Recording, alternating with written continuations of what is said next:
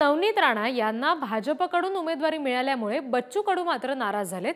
बच्चू कडू महायुतीमधून बाहेर पडतील अशी शक्यता सध्या वर्तवली जाते, कारण यापूर्वी सुद्धा नवनीत राणांना उमेदवारी देण्यासंदर्भात बच्चू कडू यांनी आक्रमक भूमिका घेतल्याचं आपण पाहिलेलं आहे। त्यामुळे थेट आता ते महायुतीमधून बाहेर पडतील का अशा सुद्धा चर्चा आहेत, तशी शक्यता वर्तवली जाते।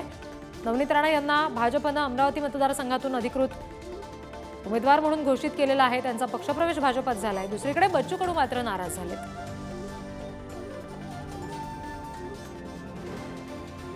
दुःख वाटते की सगळी भाजप जिल्ह्यातली त्यांच्या विरोधात होती आणि विरोधात असताना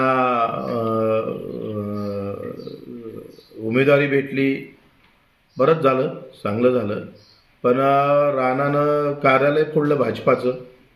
निवळ कार्यालय फोडून राणा थांबले नाही, तिथल्या कार्यकर्त्याला मारलं, गुन्हे दाखल केले, पालकमंत्र्याला बालकमंत्री म्हटलंय। अनेक गोष्टी आहेत ज्या भाजपला सतावून तिथली भाजप खतम करून राणासमोर आलेला आहे। आता इतकी लाचारी, एवढं दुर्दैव कुठल्याही पक्षाच्या कार्यकर्त्यावर येऊ नये का ज्यांनी कार्यालय भाजपचं फोडलं त्याचा प्रचार करावा लागतं। किती दुर्दैवाची गोष्ट आहे।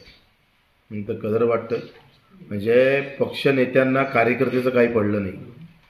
पार्टी कसंही करून जिवंत ठेवा, काही करून ठेवा, आला टाईम तर नाही भेटला तर पाकिस्तानातून उमेदवार आणा, पण पार्टी महत्त्वाची आहे असं करून जे काही पतन कार्यकर्त्याचं झालं आहे याचं खरं तर दुःख व्यक्त करतो आणि आता आम्ही आमच्या पद्धतीनं कामाला लागतो।